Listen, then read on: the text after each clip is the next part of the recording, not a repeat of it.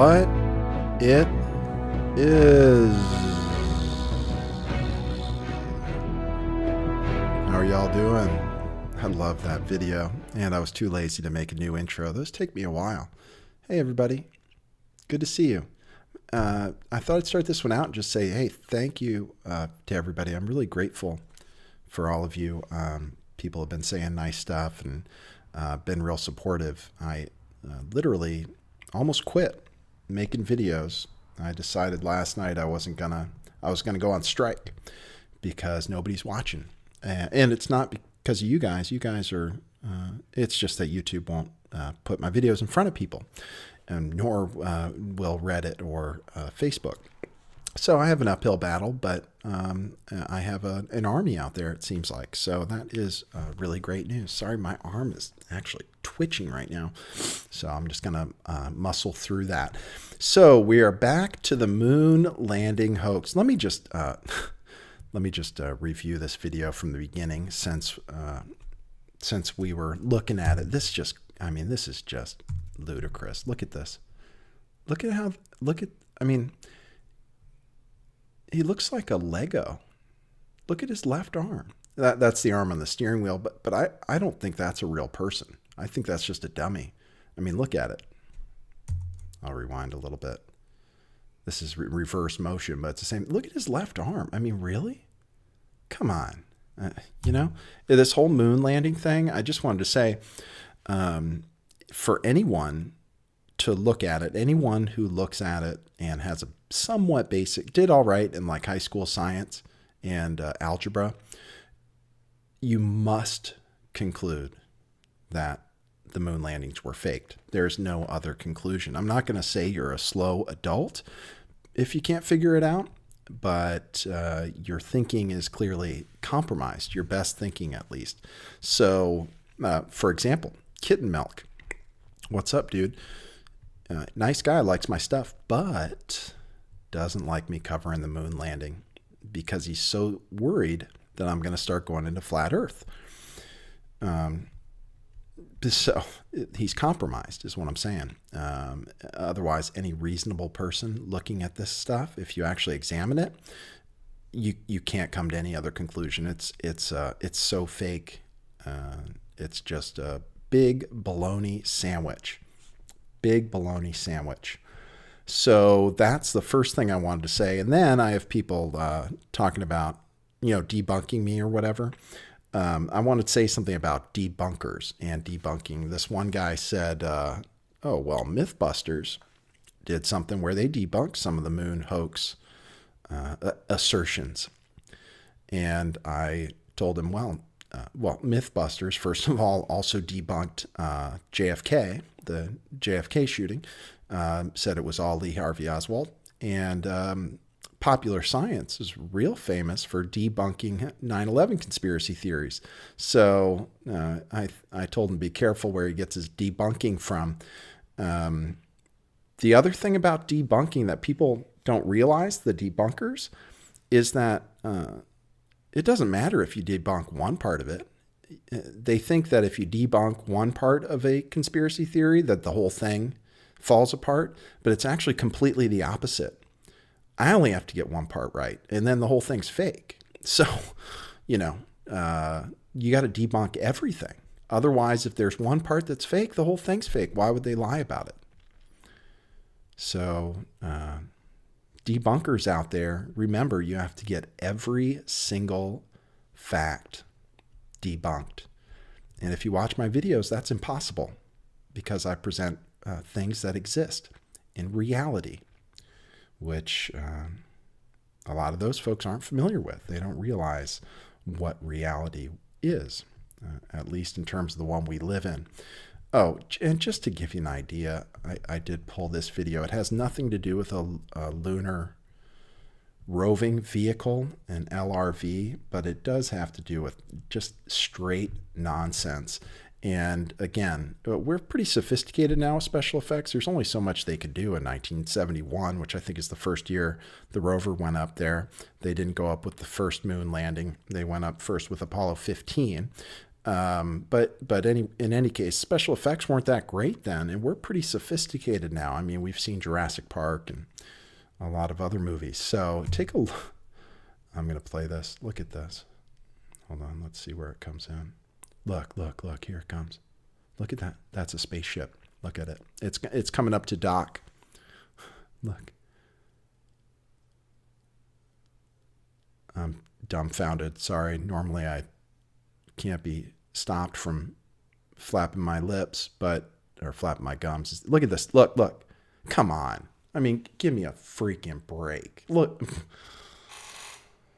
Oh, man. I mean, talk about insulting to our intelligence. I mean, give me a freaking break. I could just do this. I mean, oh, shoot, I got to turn this thing off. Let's do that right now. I mean, meanwhile, at least you can look at this. It is just awesome. Look, here it comes. It's docking.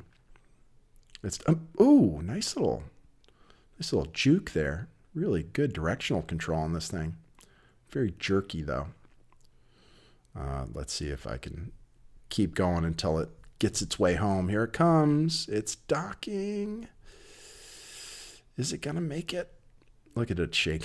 I mean, oh, bam. Look at that. What a perfect maneuver.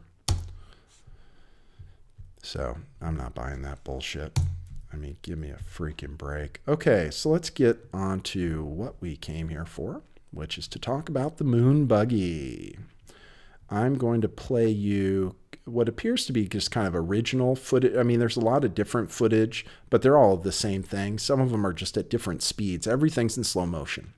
Everything on the moon. It's all done in slow motion as if we would move more slowly and reduce gravity. In fact, we would move faster because there's not any gravity holding us back. We'd feel great. Jump high, move fast, no wind resistance. So the fact that everything happens in slow motion, is a red flag. It should be, at least for everybody. So in any case, let me play this. And the reason I'm going to play it, this one, which isn't as clean or good looking a copy, is because it has the yahoos talking through it. Okay. This is these jokers that are up there fake, on this studio set, pretending they're on the moon.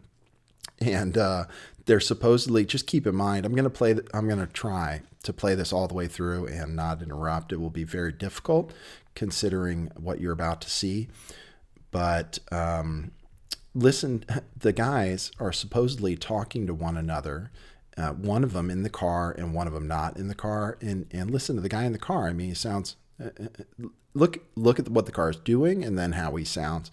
That's all I can tell you. There's a billion problems with this video.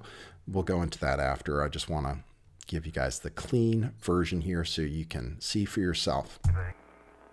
Tax on, Mark. That max acceleration? No. Man, you are really bouncing. Is he on the ground at all? That's 10 kilometers. Huh? He's got about 2 wheels on the ground. He's a big rooster tail out of all 4 wheels. And as he turns, he skids. The back end breaks loose just like on snow. Come on back, John. Hey, the deck is running. Man, I'll tell you, Indy's never seen a driver like this.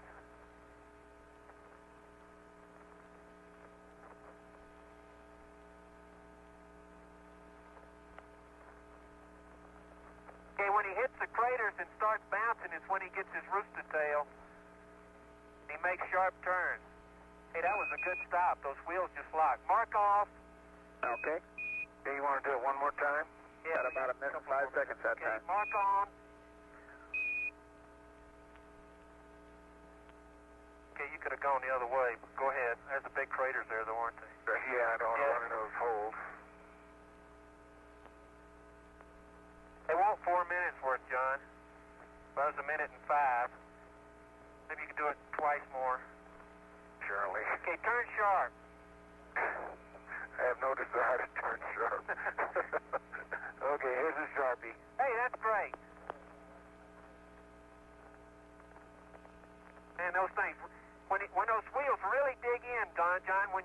is when you get the rooster tail.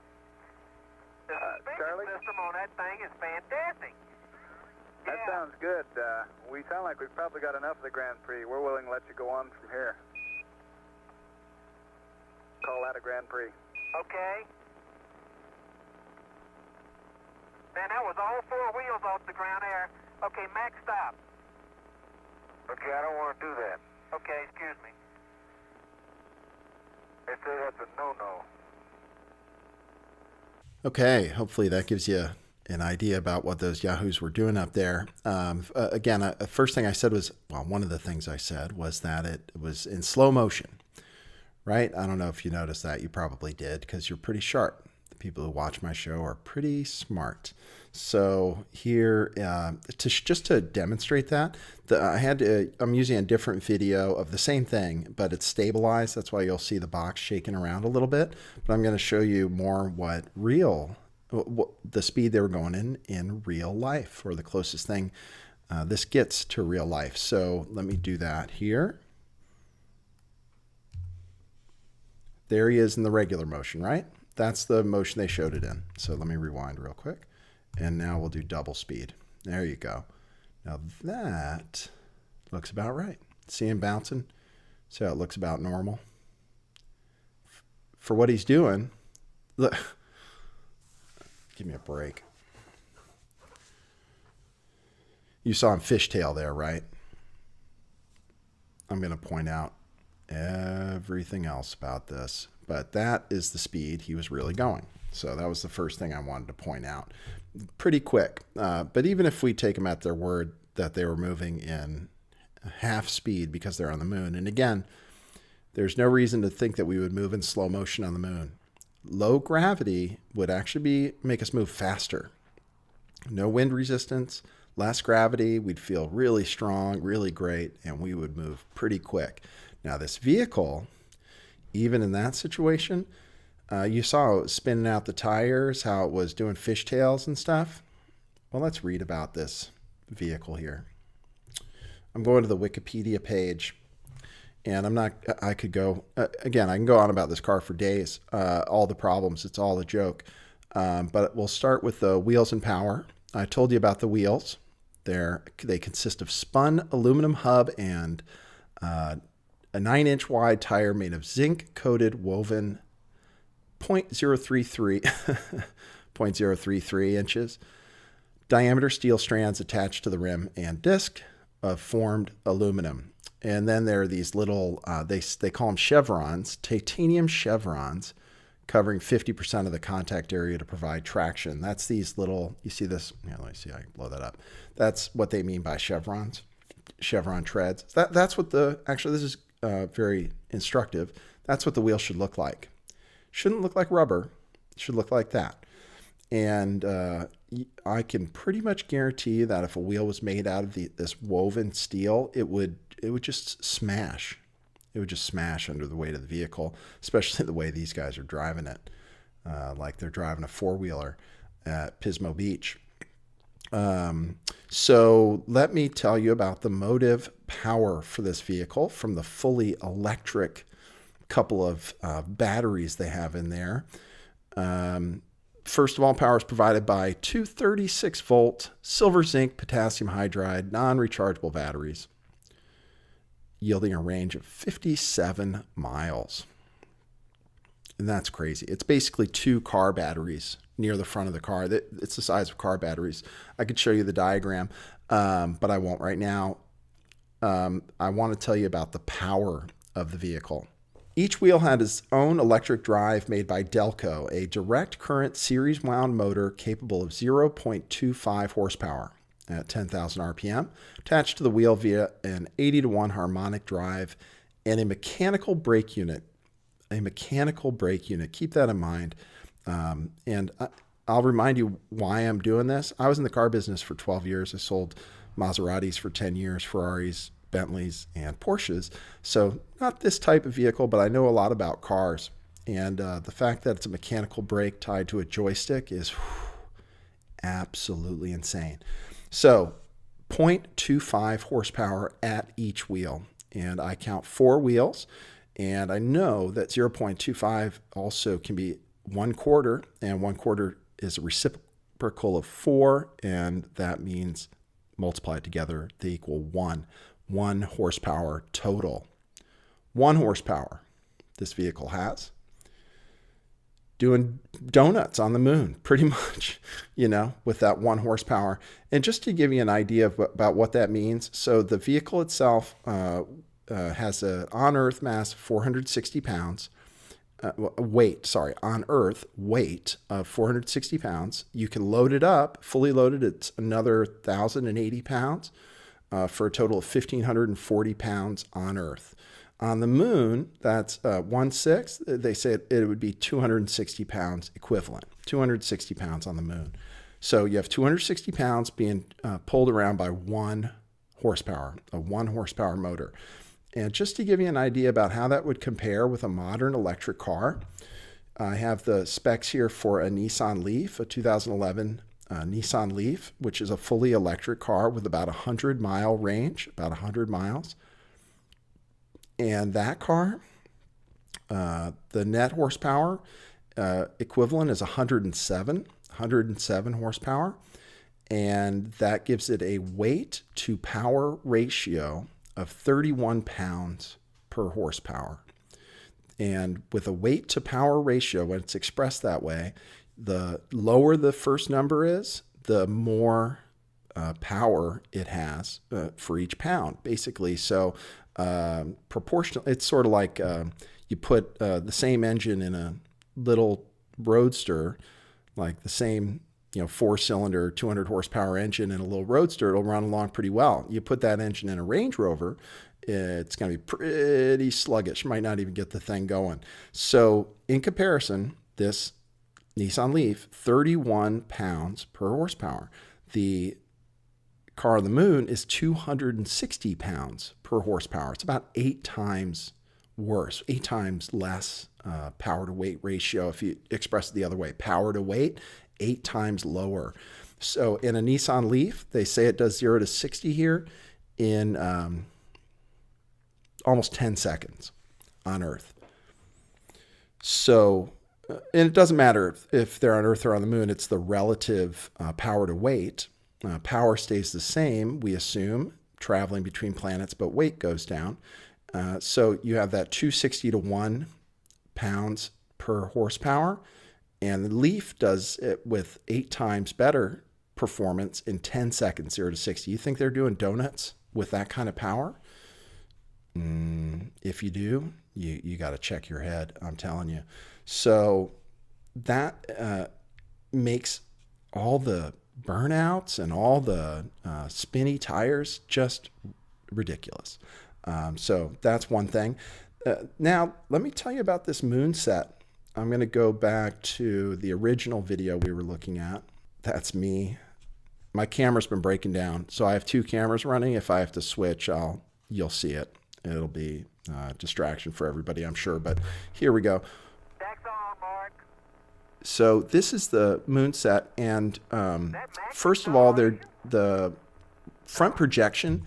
There's a horizon here, basically. So right here, and where this rock comes up and across this line, I believe here is where the set ends and the front projection screen behind them begins. Now there's a bunch of dust. They're driving on basically almost like a sand dune with rocks in it. The moon's a rock. There's no water there and there's no wind. And there's nothing decomposing. So I can't think of what would cause huge layers of dust and sand and dirt all over the moon. There's nothing growing. There's no soil. There's nothing to break down the rock that is the moon. He just should be driving on a rock, like asphalt practically. And meanwhile, he's going over dunes, moguls, basically. Moguls. So that's something to keep in mind, that that already discounts us as reality. Now, the other thing you're going to see here is how quickly he gets to the horizon. He's in half speed right now in reality, but watch, see, he's getting real close to the horizon already. And the front projection in this case, you see this line here, right across here. That's where the set ends. It's a pretty big soundstage. I mean, they rented, you know, they own some pretty good production facilities, NASA does. And he's driving up toward, I guess, the lunar module there. And he gets there just, you know, in a hurry. I mean, getting to the horizon that quickly is unreasonable to assume. And also he's going uphill. That was another thing they did for perspective. So to make it seem like he's going a longer distance, to make it seem like the set makes sense, they use a wide angle lens, which increases the perception of distance, and they ran him uphill. So that, again, it looks like he's heading toward the horizon faster, but in reality, you'll see he's back near the camera very shortly. You see how you can tell he's coming downhill now? Watch the front of the car just dive to, you know, 260 pounds. Look at this. Boom. And look at him skid to a halt. I mean, mechanical brake. I'll tell you that, and then I'll leave this and do the rest in another episode. But mechanical brake, basically, he's got a joystick, right?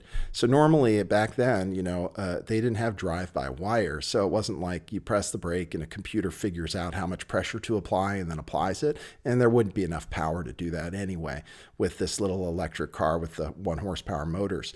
So actually, it's hooked up to a cable, theoretically, that joystick, and they have to pull back on it hard enough to brake with their arm in the spacesuit.